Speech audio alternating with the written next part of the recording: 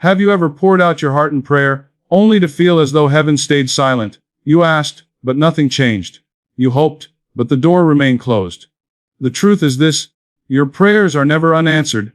Sometimes they are misdirected, blocked by your own hidden doubts and inner contradictions. When you pray, do you come to the infinite with the spirit of begging, or do you come with the spirit of believing? This is the difference between unanswered prayers and answered ones. Many people cry out, plead, and plead again, thinking that by repeating their requests with louder voices or longer hours, something will eventually happen. But this is not prayer. Prayer is not begging. Prayer is not persuading some distant power to feel sorry for you. True prayer is belief, calm, confident, quiet conviction that what you seek already exists and is now moving into your experience. Think for a moment about how you breathe. You do not beg for air. You do not cry out, please let me have one more breath. No, you simply breathe, because you know the atmosphere around you is filled with an abundance of oxygen.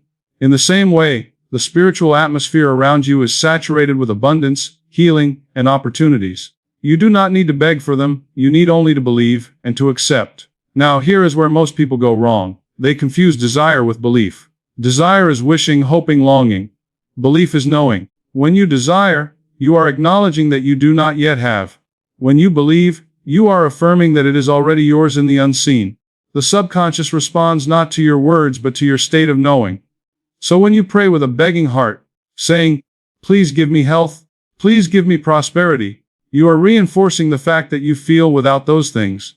The subconscious mind takes that feeling of lack and multiplies it. Instead of receiving health, you deepen the sense of sickness. Instead of wealth, you deepen the sense of lack. But when you pray with faith, you pray as though you already possess. You say within yourself, I give thanks that I am now strong, that I am now healed, that I am now guided and prosperous. You clothe your prayer in gratitude, not in desperation. You feel the reality of it. You picture the outcome clearly in your imagination. And because the subconscious mind always accepts the dominant impression, that impression becomes flesh, it becomes fact, it becomes your experience. You see, begging says, it is not yet mine. Believing says, it is already mine. Which of the two do you think the infinite law of life responds to? You cannot plant a seed in the soil and then beg it to grow. You place the seed in the ground, you water it, and you believe in the unseen process. You know that it will germinate and push through the earth. Prayer works exactly the same way. The soil is your subconscious. The seed is your thought charged with faith. Your belief is the water, the nourishment, the sunlight. And the harvest is the answered prayer that appears in due season. Now, let us take an example. Suppose someone is in financial distress. They go into prayer saying, please, God, help me pay these bills. I need money desperately. Don't let me fail. Do you see the mistake? Every word here is charged with lack, fear, and desperation. The subconscious is only hearing, I am desperate, I am lacking, I cannot pay my bills. And so it gives you more of that same vibration, more of that same experience. But if that same person were to shift their prayer into believing, the tone would change completely. They might say, I am grateful that divine supply is flowing to me now. I am grateful that opportunities are opening before me. I rejoice that the abundance of life is mine. Do you feel the difference? One is begging from emptiness, the other is believing from fullness. Let us take another example, this time with health. Someone struggling with illness may pray, please heal me, please take away this sickness. And though the words may sound sincere, the subconscious is hearing only sickness, sickness, sickness. But if they were to turn their prayer into belief, they would affirm, I am whole. Every cell of my body responds to the rhythm of divine life. I rejoice in my vitality and strength. That prayer is not begging for health, it is believing in health. And because the subconscious accepts that image, the body begins to correspond. You may say, but what if I don't believe it yet? What if it feels like I'm just saying words? The answer is simple: persist. Do not quit after one attempt. Repeat the affirmation of belief until your feelings match your words. The subconscious learns by repetition, just as a child learns by hearing the same story over and over. At first, your conscious mind may argue, this is not true, I don't see any results. But if you keep planting the seed of belief and watering it with gratitude, soon the feeling of reality will come. And when it does, the results will follow as surely as dawn follows night. Do not think that your prayer is ignored because the answer did not appear immediately. That impatience itself is a sign of disbelief. When you place an order at a fine restaurant, do you run back into the kitchen to see if the chef is preparing it? No, you trust that your meal is being prepared and will come at the right time. In the same way, when you pray in belief, you release it. You know that the unseen process is working, and you wait calmly, expectantly, joyfully. Understand this truth deeply. Prayer is not about convincing some external power to notice you. It is about convincing yourself that you are one with the source of all power. Once you believe, once you accept, once you embody the state of having, the answer appears. Prayer is alignment, not persuasion. It is declaration, not supplication. So I say again, prayer is not begging, it is believing. If you find your prayers have gone unanswered, look not to the heavens but to your own heart. Have you been praying from lack or from faith? Have you been affirming absence or declaring presence? Shift from begging to believing, and you will discover that every prayer you utter is answered, every time, according to the law of your own faith. When you pray, it is not the words that matter most, but the feeling behind those words. You may speak eloquently, you may recite long prayers with devotion, you may repeat sacred lines with great effort, but if the emotions in your heart contradict the words on your lips, nothing happens. The subconscious does not respond to empty sound. It responds to feeling, to belief, to the vibration of what you truly accept as real. Imagine a person who prays for success saying, I am prosperous, I am blessed, I am abundant. Yet deep down they feel poor, anxious, and worried about tomorrow. Their subconscious does not take the spoken affirmation, it takes the hidden fear. The subconscious listens to the dominant emotion, not the carefully chosen phrase. That is why so many people feel as though their prayers go unanswered. They are saying one thing and feeling another. The surface and the depth are in conflict. The conscious mind pleads for a blessing, but the subconscious clings to the image of lack, and it is the subconscious that always wins. Think about a seed planted in soil. The words you speak are like the outer shell of the seed, but the feeling you attach to those words is the living germ inside. If there is no living germ, the seed never grows.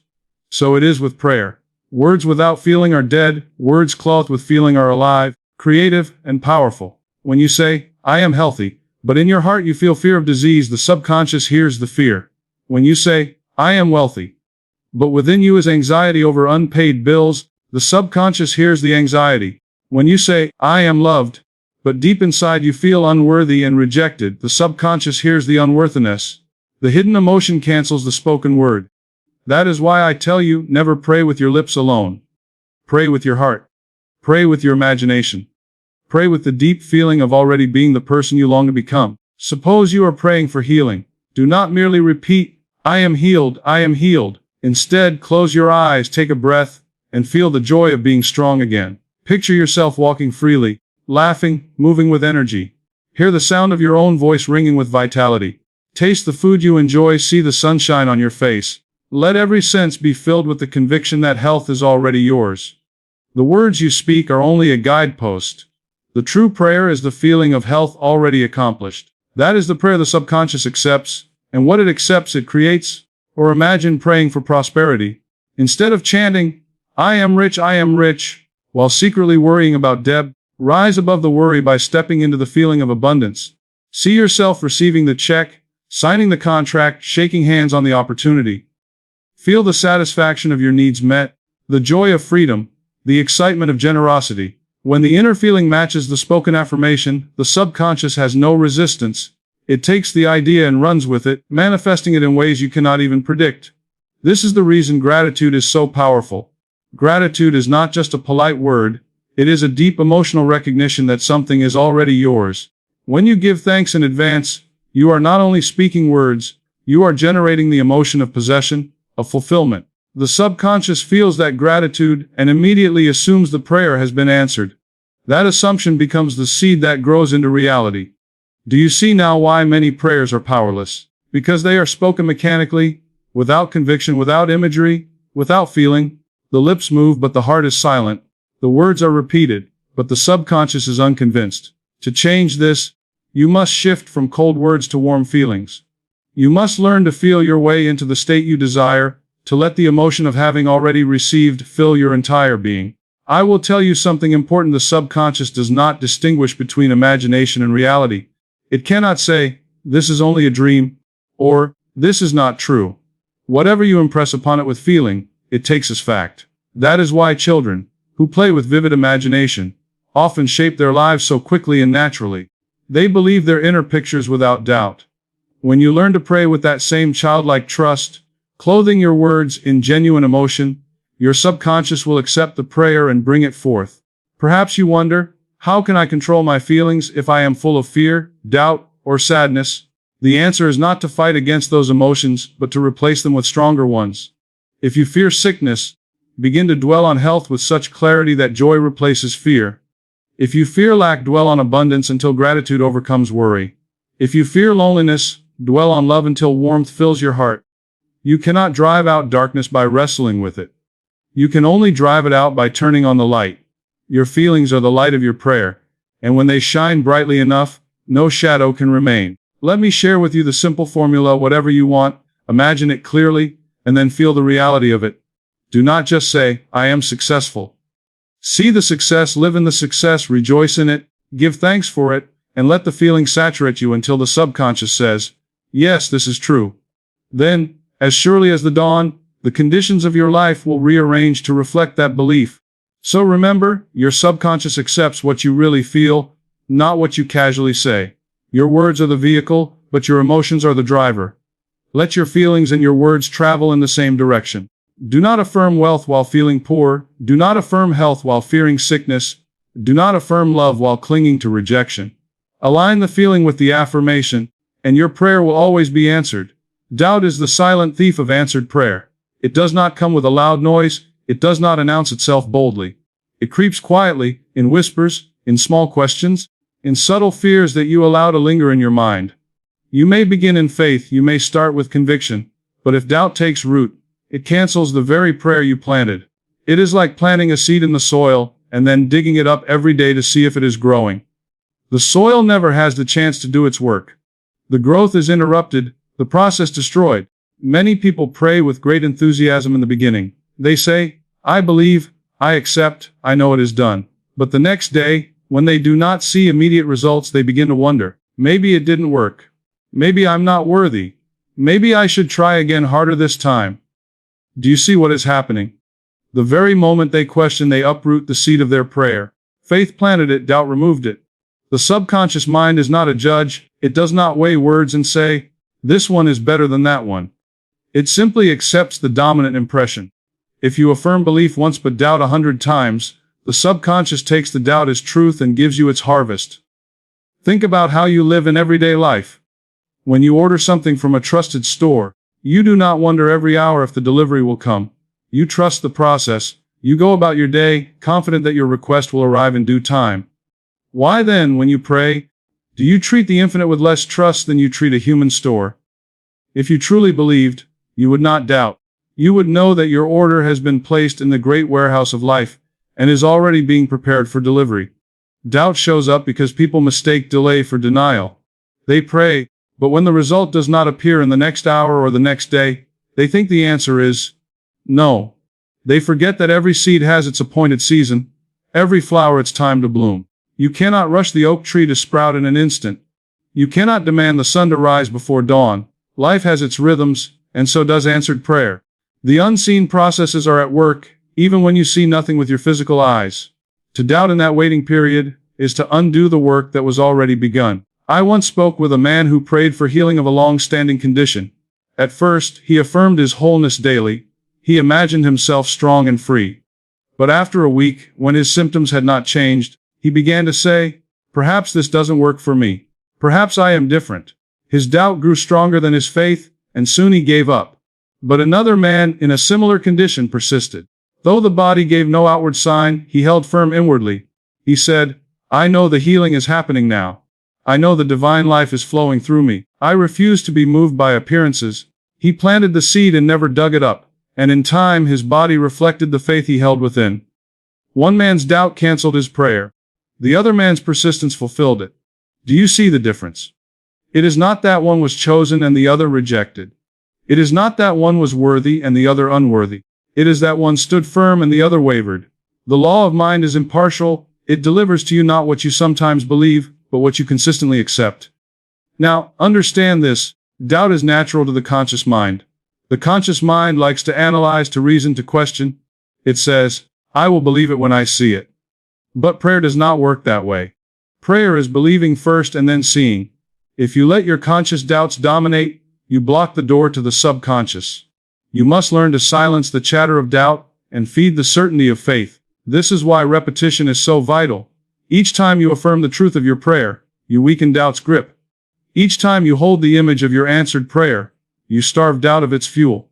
When doubt comes, do not argue with it. Do not wrestle with it, because in wrestling you give it attention and energy. Instead, replace it. If you are praying for prosperity and the thought comes, what if nothing changes? Do not answer with fear. Simply turn your mind to the image of prosperity, see yourself already free, and feel gratitude. If you are praying for healing and the thought arises, but what if I remain sick? Do not dwell on it. Instead, affirm softly, life is flowing through me now, perfect and whole, and imagine the joy of health. You overcome doubt not by fighting it but by ignoring it and strengthening faith. Let me remind you, doubt and faith cannot sit together on the throne of your mind. One must be master. If you allow doubt to rule, faith becomes the servant and prayer is paralyzed. If you enthrone faith, doubt is dismissed as a powerless intruder. You choose each day which one will reign in your thoughts. And perhaps the most dangerous form of doubt is subtle. It hides beneath polite phrases. A person may say, I believe this works, but maybe not for me. Or, I know others have been healed, but my case is different. That little seed of exception is doubt in disguise. It sounds humble, but it is destructive. For the law of mind does not choose favorites. It responds the same to all, regardless of background, regardless of condition, regardless of circumstance. To believe it works for others but not for you is to disqualify yourself from your own blessing. So I urge you, plant your prayer with conviction, and then leave it undisturbed. Do not dig it up with doubt, do not smother it with worry, do not weaken it with constant questioning. Trust the unseen process. Trust that life is moving in your favor, even when you see no outward sign. Trust that your subconscious has already accepted the idea and is shaping your reality to match it. Hold fast in faith, and in due season, you will reap the harvest. Your prayer is canceled by doubt, but fulfilled by unwavering belief. The choice is always yours. Fear and faith cannot occupy the same space. They are opposites, and only one can rule your mind at a time. When you pray with faith but secretly hold fear in your heart, it is the fear that dominates, because fear has an emotional intensity that the subconscious takes as truth. Prayer cannot work in a divided mind. You cannot expect to reap the fruits of faith while watering the weeds of fear. Think of it this way: faith is the sunlight that nourishes the seed of your prayer, while fear is the cold frost that kills it before it can grow. When you ask for prosperity but constantly worry about loss, it is as though you shine light for a moment and then freeze the soil the next. Nothing grows. When you pray for health but continue to imagine sickness, you are affirming two opposing conditions, and the subconscious always follows the stronger impression. If fear is more vivid, it wins. Have you noticed how fear paints pictures? It does not stay vague. It imagines the worst outcome with great detail. You see the failure, you hear the rejection, you feel the disappointment. Fear rehearses disaster before it happens. That is why it is so powerful, because it feeds the subconscious with images full of emotion. But faith works the same way. Faith paints pictures of success, of wholeness, of answered prayer. It too is vivid, full of color and feeling. And when you allow faith to become the stronger picture, it displaces fear completely. Consider a person praying for a new opportunity. In their prayer, they affirm that doors are opening, that divine guidance is leading them forward. But afterward, when they think of the future, they imagine rejection. They rehearse conversations where others say no. They picture failure. What do you think the subconscious accepts? The brief moment of faith, or the many hours of fear? The subconscious mind does not measure time, it measures intensity. The stronger, more repeated feeling becomes the reality. That is why people often say, I prayed but nothing changed. Something did change. The subconscious accepted the stronger seed, and if that seed was fear, it produced after its kind. You must learn to choose. If you desire faith, you must starve fear. Do not feed it with your attention, your imagination, or your speech. Every time you speak of your fears, every time you share them with others, you give them more power. You clothe them in life. But when you turn instead to faith, when you dwell on what you desire instead of what you dread, you clothe faith with power and allow it to manifest. It is like light in darkness. You do not drive darkness out of a room with a broom. You do not push it away by force. You simply turn on the light, and the darkness disappears instantly. Fear is darkness, faith is light. Do not try to wrestle fear to the ground. Instead, light the lamp of faith, and fear will vanish without a fight. You may ask, how do I build faith when fear feels so strong? The answer is practice. Just as muscles grow through exercise, faith grows through use. Begin with small things. Pray for guidance in your day, and believe you have received it. Pray for peace in a situation, and accept it as done. Each time you see the results, your faith grows stronger.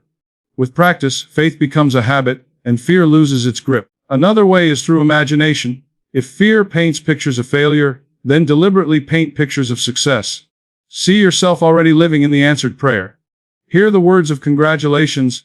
Feel the joy of achievement. Walk through the doors that are opening. The subconscious does not distinguish between imagination and reality. When you impress it with repeated images of success, it accepts them as truth and shapes your reality to match. In that way, imagination becomes the antidote to fear. You may also use gratitude. Gratitude is one of the highest expressions of faith, because it thanks in advance. When you give thanks for something before it arrives, you are declaring, I believe it is mine already. Fear cannot exist in the same heart that is overflowing with gratitude. If you feel fear rising, immediately shift to gratitude. Give thanks for the blessings you already see, and give thanks for those on the way. Gratitude changes the vibration of your entire being and aligns you with faith. Do not underestimate the power of what you allow yourself to dwell on. The subconscious mind accepts repeated thoughts, whether they are born of fear or of faith. Each time you replay a fear, you deepen its roots. Each time you affirm faith, you strengthen its foundation. The choice is yours. Will you rehearse the disaster, or will you rehearse the victory? Let me give you an example. A woman once told me she prayed every night for protection, but she still lived in constant fear. She would lock her doors, check them several times, imagine burglars breaking in, picture herself defenseless. Though she prayed for safety, she fed her subconscious with images of danger. Her prayer was faith, but her fear was stronger. I told her to reverse the process. Each night she was to imagine herself wrapped in divine light, safe and secure, give thanks for her safety, and fall asleep in peace. Within weeks the fear faded. Her environment reflected her new state of mind. Her home felt peaceful, her nights restful. The prayer of faith finally had space to work because fear had been removed. This is the secret. Fear and faith cannot live together. One must go. If you are praying, decide now which one you will serve. Do not waver between two opinions. If you feed fear, it will rule you. If you feed faith, it will free you. So the next time you pray, check your heart. Are you praying with faith, or are you secretly holding fear? Replace the fear with faith, and your prayer will move swiftly into manifestation. You pray not only with your lips, but with the pictures you hold in your imagination. Words alone are never enough. It is the images you weave in the mind that give life to prayer. Your subconscious does not respond to the sound of your voice. It responds to the mental movie you project upon it. Whatever picture you impress upon it with feeling, it accepts as real and begins to reproduce in your life. When you close your eyes and begin to pray, you must see the end result in your imagination. You must live in that picture, breathe it, walk in it, until it becomes more real to you than the outer condition you wish to change. If you pray for healing, do not dwell on sickness. Instead, see yourself full of energy, moving freely, laughing, enjoying the activities you love. If you pray for prosperity, do not picture unpaid bills and burdens. Imagine yourself writing checks with ease, opening letters of opportunity, walking into situations that bless you. Your imagination must match the desire of your prayer, for the subconscious always creates after the image it receives. Consider this: every invention, every work of art, every achievement began first as an image in someone's mind. The airplane was a picture in the imagination before it soared in the sky. Great buildings stood first in the architect's inner vision before they rose on the earth. A garden is seen in the mind of the gardener before it blossoms in soil. Creation begins within. When you pray, you are doing the same. You are creating a picture of the life you wish to live. That picture, held with conviction, is the seed of your answered prayer. But here is where many fail. They pray with their lips while their imagination works against them. They say, I am healed, but see themselves weak and frail. They say, I am prosperous, but picture loss and debt. They say, I am guided, but imagine confusion and failure. Their words go one way, their imagination another, and the subconscious always follows the imagination. That is why your inner pictures must be carefully chosen, for they are prayers in themselves. Let us take an example. A man desires promotion in his work. Each night he prays for advancement. But as soon as he finishes, he begins to imagine his boss rejecting him, his coworkers competing against him, himself being overlooked once again. Can you see the contradiction? The words asked for one thing, but the imagination paints the opposite. The subconscious, receiving the picture of rejection more vividly than the words of promotion, fulfills the image. And the man wonders why his prayer was not answered, but if he had instead prayed, and then seen himself shaking hands with his employer, receiving congratulations, enjoying the new office, living in that inner scene until it felt natural, the subconscious would have accepted it, and the outer world would have conformed. Your imagination is the workshop of your prayer. It is where you mold the invisible into form. You must not be lazy with it. You must not let fear or habit project unwanted pictures. Just as a sculptor carves away stone to reveal beauty, you must carve away old images of failure and replace them with visions of victory. Do not wait until circumstances change to imagine differently. Imagine differently now and circumstances will follow. Some people say, but I find it hard to picture clearly. Do not be discouraged. You do not need perfect images. Even a faint picture, if charged with emotion, will work. Suppose you cannot see yourself fully well, then simply imagine walking with joy, feeling strength in your body, experiencing freedom. If you cannot picture wealth, imagine the relief of bills paid, the satisfaction of abundance. The subconscious understands feeling even more than pictures. But when you combine vivid images with strong feeling, your prayer becomes irresistible. There is also a secret to making imagination effective. Dwell on the end, not on the process. Do not concern yourself with how the answer will come. The how belongs to life itself. Your part is to see the result as if it were already accomplished. If you desire a home, imagine yourself living in it, furnishing it, welcoming friends into it. Do not worry about the path that leads you there. If you desire success, see yourself already in possession of it, enjoying it, sharing it. The way will be revealed, but only after you have fixed the end result firmly in your imagination. This is why daydreaming is so powerful when directed correctly. Many people use daydreams destructively, picturing disaster, rejection, and failure. They rehearse arguments, disappointments, and losses. Without realizing it, they are praying for the very things they dread. Turn your daydreams into constructive prayers. Instead of imagining what you fear, imagine what you love. Let your mind wander into scenes of joy, abundance, and health. The more you live in these inner pictures, the more natural they become, until the subconscious accepts them as fact and shapes your life accordingly. There is a story of a young woman who longed to travel the world, but lacked the means. Every night before sleep, she would close her eyes and imagine herself walking through airports, holding a passport, hearing foreign languages, tasting new foods, seeing distant landmarks. She lived in those images so vividly that she felt she had already traveled. Within a year, opportunities opened. Scholarships, invitations, unexpected funds, and her outer life began to match her inner vision. She prayed not only with words but with imagination, and her subconscious delivered the fulfillment. When you understand this, you will realize that imagination is the bridge between prayer and reality. Words are the frame, but imagination paints the picture. Without the picture, the prayer remains empty. With the picture, it comes alive. So I tell you, pray as if you are already there. If you desire healing, see yourself running, laughing, rejoicing. If you desire abundance, see yourself giving, sharing, living in freedom. If you desire harmony, see yourself embraced in love, surrounded by joy, at peace with all. Live in that picture until it feels natural, and when it feels natural, the subconscious will make it real. You pray with imagination, not just words. So many people wonder why their prayers seem powerless. Yet if you listen to their daily conversations, you will quickly understand. They pray for prosperity, but spend their days speaking of poverty. They ask for healing but speak endlessly about their ailments. They affirm success but confess fear of failure to everyone they meet.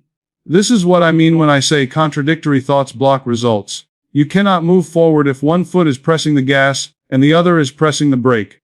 The subconscious mind will not bring to pass a divided prayer. It must receive a single, clear instruction, and it will act upon that instruction with unfailing accuracy. If you affirm one thing in prayer and another thing in thought and speech, the subconscious does not take the higher. It takes the stronger. Whichever idea you repeat with the greatest feeling becomes the seed planted in the soil of your mind. This is why people sometimes say, "But I prayed so sincerely. Why did nothing happen?"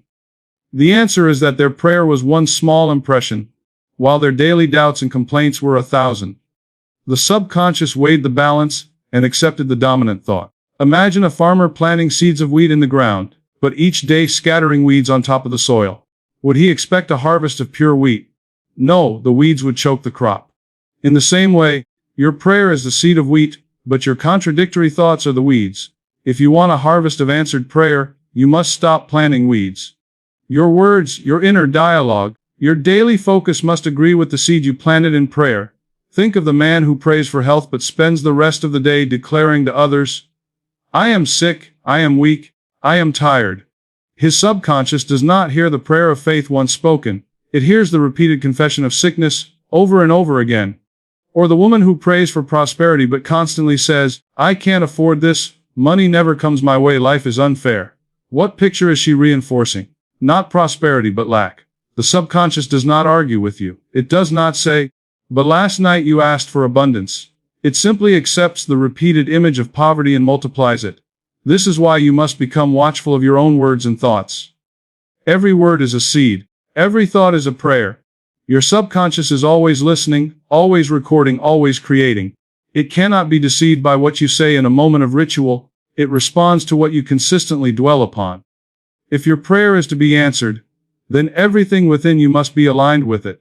Your thoughts must match it, your feelings must support it, your speech must declare it, and your imagination must live in it. I remember speaking with a man who was desperate for success in business.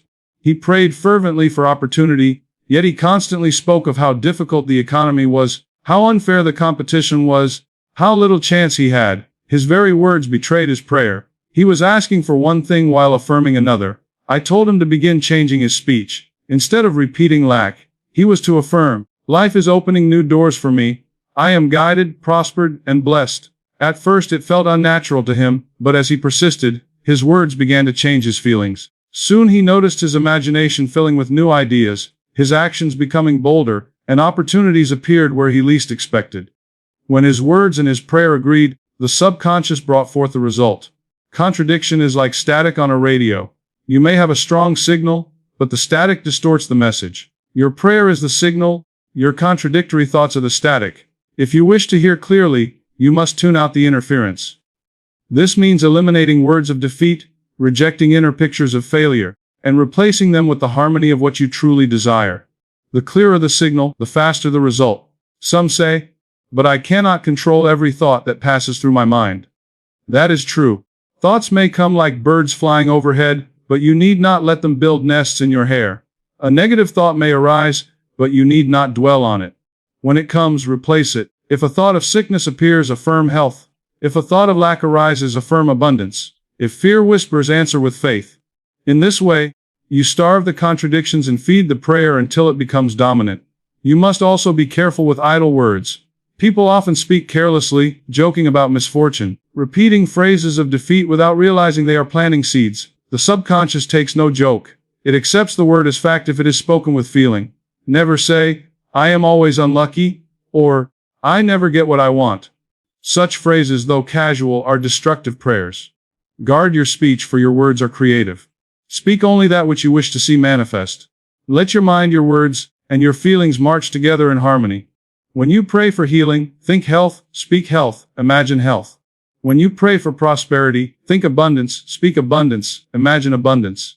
When you pray for harmony, think peace, speak peace, imagine peace. In this way, the subconscious receives one clear impression, without contradiction, and it brings it forth unfailingly. Life will always reflect the agreement of your inner state. If your prayer is contradicted by your daily thoughts, the contradiction will show up in your circumstances. But if your prayer is supported by your imagination, reinforced by your words, and confirmed by your feelings, then the answer must come. There is no other possibility, for the subconscious always manifests the dominant seed planted within it. So if you desire to see your prayer answered, eliminate every contradiction. Stop declaring lack while praying for abundance. Stop confessing sickness while asking for health. Stop imagining failure while affirming success. Align every thought, word, and feeling with the desire of your heart, and your prayer will bear fruit in due season. One of the greatest truths about prayer and the subconscious mind is this: repetition is the key that impresses an idea so deeply that it becomes a reality. A single thought, uttered once, is like a pebble thrown into the ocean. It creates a ripple, but the vast waters soon swallow it up. But a thought repeated again and again with conviction becomes like the tide itself, powerful and unstoppable. Your subconscious is moved not by an isolated whisper, but by the constant stream of impressions you feed it. That is why one prayer, said quickly and forgotten, often fades away, but a prayer that is repeated, felt, lived, and impressed daily begins to take root and grow. Think of a child learning the alphabet. One lesson is not enough. The letters are repeated until they sink into the memory, until they become second nature. In the same way, the subconscious mind learns through repetition. What you impress upon it day after day becomes natural, automatic, and inevitable. If you wish to transform your life, you must train your mind in the same manner, repeating the truth you desire until it becomes the only truth your subconscious accepts. Let me explain it with a simple example. Suppose you are praying for prosperity. You speak the words once, perhaps before bed, but during the day you allow thoughts of lack to dominate. That one prayer cannot outweigh the countless hours of worry and complaint. It is like planting a seed and walking away, only to return the next day and say, "Why hasn't the harvest come?" The seed needs care, attention, watering. In the same way, your prayer must be nurtured with repeated affirmations, images, and feelings until it becomes deeply rooted in your subconscious. Then and only then will it spring forth as reality. Repetition is not about empty words. It is about impressing a feeling. You may repeat a phrase 1,000 times without emotion, and it will accomplish little. But when your repetition is charged with belief and feeling, the subconscious accepts it as truth. It does not know the difference between what is vividly imagined and what is physically real. If you repeat, "I am healthy, I am strong, I am whole," not as mere words but with the feeling of already possessing health, then the subconscious begins to act on that impression. It mobilizes your body's healing forces. It attracts circumstances and opportunities aligned with health. It reshapes your inner world to match your repeated declaration. The power of repetition is evident everywhere in life. How does a musician master a song? By repeating it until it flows effortlessly. How does an athlete perfect a movement? By practicing it again and again until the body remembers. And how do you master your inner world? By repeating the prayer of faith until the subconscious remembers it as its natural state. Repetition builds habit, and habit builds destiny. You must understand that the subconscious accepts what is impressed upon it through constant reinforcement. If you feed it worry daily, it becomes a habit of worry. If you feed it fear, it becomes a habit of fear. If you feed it faith, it becomes a habit of faith. What you repeat, you become. What you repeat, you manifest. Prayer is not a one-time act. It is a pattern you establish, a vibration you sustain, a seed you water continuously until it bears fruit. Many people give up too quickly. They pray once, see no result, and conclude that prayer does not work. But would a farmer plant a seed and dig it up the next day to see if it is growing? Would he abandon the field after a week and say, "The harvest will never come"? No, he waters, he waits, he tends the soil. He repeats the action until the crop is ready. The same law applies to prayer. Do not grow weary because the answer does not appear immediately. Continue to affirm, continue to imagine, continue to feel the reality of your prayer. Every repetition is watering the seed. Every repetition is moving the answer closer to manifestation. The subconscious requires persistence. A lifetime of negative thinking cannot always be overturned in one moment. The grooves of habit must be reshaped. Just as water carves through rock by continuous flow, your repeated affirmations carve new patterns into your subconscious. At first it may resist. At first the old patterns may try to reassert themselves. But if you persist, the new impression becomes stronger than the old, and soon your subconscious accepts it completely. There is also great wisdom in repetition before sleep. In those quiet moments, when the conscious mind is relaxed, the subconscious is most receptive. What you repeat then sinks deeply into its soil. This is why you should never end your day with worry or fear. Instead, repeat your prayer of faith, filled with gratitude, just before drifting off. In that state, the subconscious takes the impression and works on it throughout the night, moving it toward expression. Night after night, this repetition builds momentum until the result manifests in your life. Do not think of repetition as struggle. It is not about forcing, but about gently impressing. It is about steady persistence, not frantic effort. When you repeat a truth with calm assurance, the subconscious receives it with ease. It is like teaching a child with patience, slowly, kindly, but consistently. Repetition builds familiarity, and familiarity becomes acceptance. The more you repeat your prayer of faith, the more natural it feels, until one day you realize that you no longer struggle to believe. It has become your inner certainty. Remember, the subconscious does not resist what is repeated often enough. Even ideas once foreign to you will eventually feel natural if repeated with conviction. This is why repetition is so powerful. It allows you to replace old, limiting beliefs with new, empowering ones. You may have spent years repeating, "I am not good enough," or "Life is against me." Now you can begin repeating, "I am worthy, I am capable, life supports me." At first, it may feel strange, but keep repeating it, day after day, and soon your subconscious accepts it as your reality. When that happens, your outer world shifts to match your new inner pattern. So I urge you, choose your words carefully, choose your images wisely, and repeat them daily. Let your prayer not be an occasional act, but a constant atmosphere of your mind. Repeat the truth until it becomes your identity.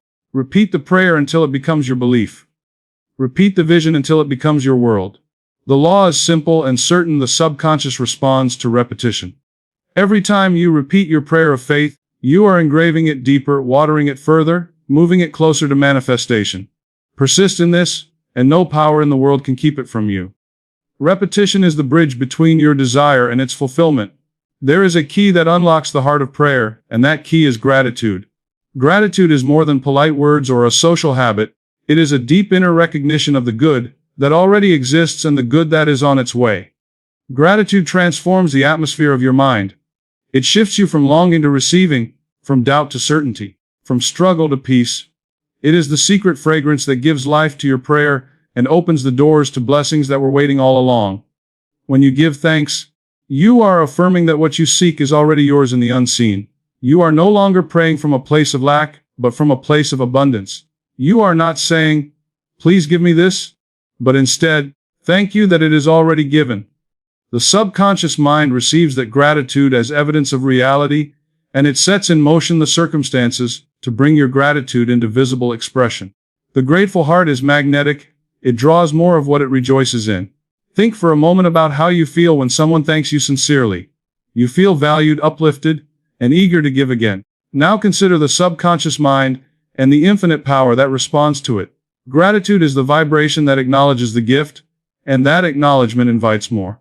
The law is simple: what you appreciate, appreciates. What you thank life for, life multiplies. When you dwell in gratitude, you step into alignment with abundance, and your prayer is answered in ways beyond what you imagined. But what do many people do? They pray, but they continue to complain. They ask for healing, yet they spend the rest of the day talking about their pain. They ask for success, yet they walk about lamenting their failures. Their prayer may be sincere, but their ingratitude shuts the door on the very blessings they seek. A heart filled with complaint cannot at the same time hold the vibration of answered prayer. You cannot sow seeds of doubt and reap a harvest of miracles. Gratitude is the soil in which miracles grow. You may say, "But how can I be grateful when I have not yet received the thing I asked for?" This is the very essence of faith. Gratitude before the evidence is the demonstration of belief. It is easy to be thankful after the gift arrives, but true prayer requires thanksgiving in advance. When you thank life for the answered prayer before it appears, you are saying to your subconscious, "It is done. I already have it." The subconscious then takes that as fact and brings it into form. The grateful attitude declares that the unseen is just as real as the seen, and in time the seen catches up. Consider the difference in feeling between saying, "I hope it comes," and "Thank you that it is here." The first carries doubt, the second carries certainty. Doubt delays, but gratitude accelerates. Gratitude convinces the subconscious that the prayer is already fulfilled. It is the language of faith, the song of expectation, the proof of belief. There was once a woman who prayed daily for harmony in her home. She asked and asked, but her household seemed only to grow more tense. One day she decided to try another approach. Instead of asking, she began giving thanks. Every morning she said, "Thank you for the peace that fills my home. Thank you for the love and harmony in my family." At first it felt strange, for the outer conditions had not changed. But as she persisted in gratitude, her own attitude softened. She spoke more kindly, she felt calmer, and soon her family responded to her new spirit. Within weeks, the very atmosphere of the house was transformed. Gratitude had opened the door that repeated requests could not. Gratitude also has a powerful effect on your imagination. When you thank life for something, you naturally begin to picture it as real. Saying, "Thank you for my health," makes you see yourself healthy. Saying, "Thank you for my success," makes you imagine the success. Gratitude paints the picture, and the subconscious brings the picture to life. It is one of the most effortless ways to direct your inner vision toward the reality you desire. Even in times of difficulty, gratitude has the power to shift everything. You may be surrounded by challenges, but if you find even one small thing to be grateful for and dwell on it, your state of mind begins to change. That change in state is the opening through which greater good can flow. Gratitude lifts you out of fear and complaint into the vibration of faith. It changes your focus from what is missing to what is present, and by the law of mind, what you focus on expands. This is why I tell people to make gratitude a daily practice, not just an occasional gesture. Begin and end your day with thanksgiving. Upon waking, say, "Thank you for this new day. Thank you for the opportunities before me. Thank you for the health in my body and the peace in my mind." At night, as you drift into sleep, give thanks for the blessings of the day and for the answered prayers already on their way. In those moments before sleep, your subconscious is especially open. Gratitude then is like planting seeds in fertile soil. They grow while you rest. Make it a habit to thank life in advance for the very things you desire. If you are seeking abundance, say, "Thank you for the wealth flowing freely in my life." If you are seeking healing, say, "Thank you for the wholeness and strength of my body." If you are seeking guidance, say, "Thank you for the wisdom that directs me." Let your gratitude be spoken with conviction, as though the answer is already in your hands. The more you practice this, the more natural it becomes, until one day you realize you are living in a constant state of thanksgiving. Gratitude changes the way you carry yourself. It lightens your spirit, it softens your words, it radiates from your presence. Others sense it, and they are drawn to it. Opportunities come, doors open, circumstances rearrange themselves, because gratitude has placed you in harmony with the good that life has to offer. It is impossible to remain in gratitude and not attract more to be grateful for. It is the law of mind and spirit working in perfect order. So if you wish your prayers to be answered, begin to thank now. Do not wait for evidence, create the evidence with your gratitude. Give thanks that it is already done, that life has already provided, that the answer is already here. Let your heart swell with thanksgiving, and your subconscious will accept that state as truth. From that truth, the outer manifestation will surely follow. Gratitude opens the door. So many people believe that when their prayers go unanswered, it means they have been rejected, or perhaps that some mysterious force is withholding the blessing they so desperately desire. But I tell you, there is no rejection. Life is not punishing you, nor is it ignoring you. When it seems your prayer is unanswered, it is simply an invitation, a call to align your inner state with the very thing you are seeking. The answer is not denied. It is delayed until you become ready to receive it. Imagine a child asking for a gift that requires maturity to handle. The loving parent does not withhold out of cruelty, but out of wisdom, waiting for the child to grow into the capacity to use it. Life works the same way. The blessing is already yours, but your consciousness must expand to hold it. If your prayer has not manifested, it is not because the gift does not exist, but because you must rise in thought, feeling, and expectation to match the reality you are calling forth. The truth is this: every unanswered prayer is a mirror. It reflects back to you the areas of doubt, fear, or contradiction still active within you. It reveals where your subconscious has not yet been convinced. If you pray for love yet still hold resentment, the resentment blocks the love. If you pray for abundance yet secretly feel unworthy, the unworthiness blocks the abundance. If you pray for healing but constantly rehearse sickness in your mind, the sickness is reinforced. Life is not refusing you, it is simply showing you where you must align your inner world before the outer can change. Think of it like tuning a radio. The broadcast is already in the air, but if your dial is not set to the right frequency, you cannot hear the music. The moment you tune in correctly, the sound becomes clear. Prayer is the act of setting your frequency. The broadcast of love, abundance, health, peace, it is already playing.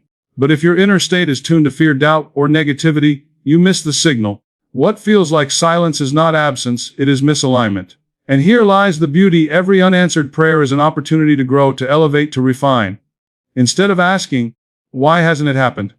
ask, "What within me must shift so I can receive it?" This question turns disappointment into empowerment. It reminds you that the power is never outside you, but always within you. You are not waiting on life, life is waiting on you. There was a man who prayed fervently for financial success. He worked hard, affirmed abundance, but nothing seemed to change. One day, he realized that deep down he carried resentment toward wealthy people. He had been raised hearing phrases like, "Rich people are greedy," and "money corrupts." Though he prayed for wealth, his subconscious still believed wealth was wrong. That contradiction blocked his prayer. When he began to release those old beliefs, blessing those who were prosperous, and giving thanks for the idea of abundance as good, his inner alignment shifted. Soon, new opportunities arose, and his financial condition transformed. His prayer was never unanswered. It was simply waiting for him to align with it. You may be praying for healing, yet holding on to anger toward someone in your past. That anger poisons your system and contradicts the harmony you seek. When you forgive, you release the block, and the healing flows. Or you may be praying for success, yet deep inside you expect failure because of past disappointments. Until you change that expectation, success cannot land in your hands. The moment you raise your expectation, the prayer comes to life. Unanswered prayers are not failures, they are signals. They are the gentle nudges of life saying, "Rise higher. Think greater, feel more deeply. Believe more fully." They show you where to release, where to forgive, where to affirm, where to imagine. They guide you into becoming the person who naturally lives in the reality you desire. Every seeming delay is preparation. Every apparent silence is a lesson in alignment. Nothing is wasted. Do not fall into the trap of thinking that delay means denial. A farmer plants a seed and waits for the season to ripen. If he dug it up every day, he would destroy the harvest. So it is with prayer. The seed is planted in your subconscious, and sometimes it needs time to take root, to grow, to push through the soil into visibility. If you become impatient and say, "It is not working," you uproot your own prayer. But if you remain faithful, giving thanks, imagining the end, living as though it were already done, then in its perfect season, the harvest will appear. I tell you this, unanswered prayers are some of the greatest blessings in disguise. For often, what you think you want is smaller than what life intends to give you. A door may close, not because there is nothing behind it, but because another door is opening to something far greater. How many times have you looked back and said, "Thank goodness I did not get what I asked for at that time"? Life knew better. The unanswered prayer redirected you to the higher good. Trust this process. Trust that what is truly yours cannot be lost, and what does not come was never meant to serve your highest growth. So when a prayer seems unanswered, do not sink into despair. Instead, lift your gaze inward and ask, "How can I align more fully with this desire? What must I release? What must I believe more deeply? What must I expect?" And then continue in faith, gratitude, and persistence. For the law of mind does not fail. It cannot fail. It simply awaits your alignment. Every prayer is answered. Some immediately, when you are already aligned. Others gradually, as you grow into the vibration of what you seek. But all are answered according to the state of your subconscious. The delay is never denial. It is simply an opportunity to rise higher. Unanswered prayers are not refusals, they are invitations to align. So the next time you wonder why your prayers go unanswered, look within. The power to manifest is already in you. Align your thoughts with faith, your feelings with gratitude, your imagination with victory, and what once felt impossible will unfold in your reality. Prayer is not about convincing the universe, it is about convincing yourself. And once you believe without wavering, all things are truly possible.